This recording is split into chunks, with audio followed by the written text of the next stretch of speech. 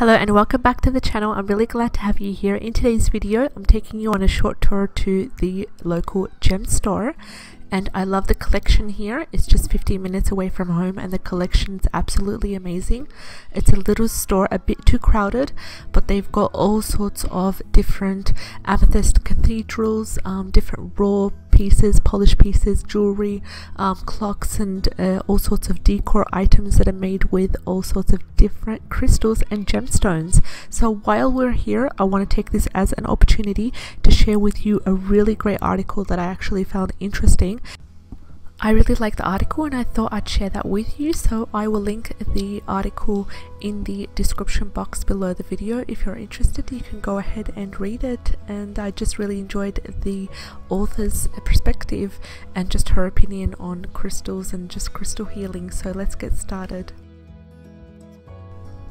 Crystal therapy or crystal healing is a form of vibrational medicine. Crystal therapy involves the application of crystals or gemstones to facilitate healing. Gemstones house spiritual and healing properties that can be tapped into a variety of ways. Crystals can be carried or worn on the person or placed in the location where their healing vibrations can be felt by whoever is nearby. Healers also place stones on their clients' reclined bodies to balance the chakras and the aura. Each type of stone has its own unique talent. Gemstone colors, shapes, and textures all have special meanings. Crystal elixirs can be made by soaking crystals for a few hours in a glass of water. Healing crystals are also used for meditation purposes. You can intuitively choose which crystals to use by noticing which stones you are attracted to. Keep your heart and hands open and allow the appropriate healing crystals to find their way to you. So when it comes to seasonal stones, you may discover that some stones are better suited to a specific season. Yellow topaz and citrine are good examples. These two healing crystals are wonderful energizers.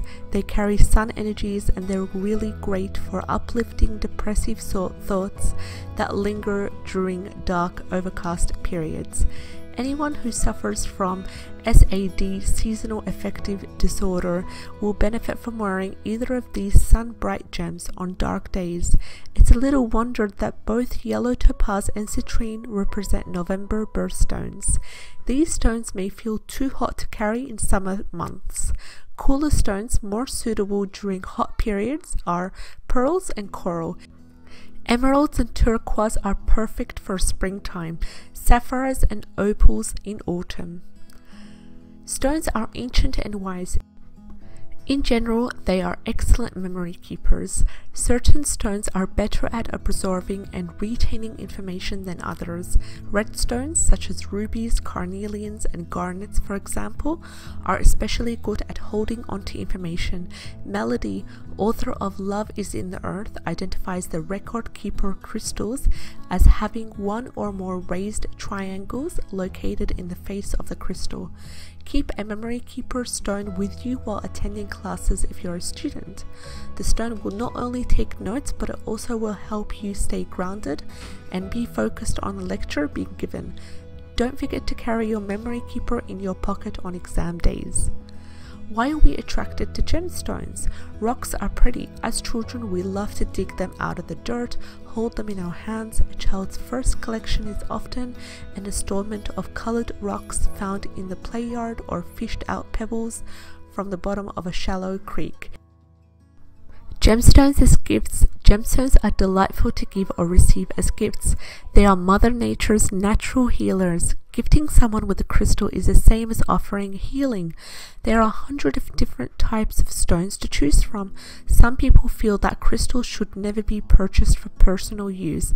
They believe that crystals should only be accepted as gifts directly from the earth, or basically given to you by another person. This belief is born out of the idea that crystals and gemstones come into our lives at the appropriate times when we are in need of their healing gifts. On the other hand, giving yourself a crystal is a form of self-healing. I hope you enjoyed the video. Do let me know in the comments box below, and if you like the channel and you like the video, subscribe, share and like. Spread the love. Take care and have a great day. Bye bye.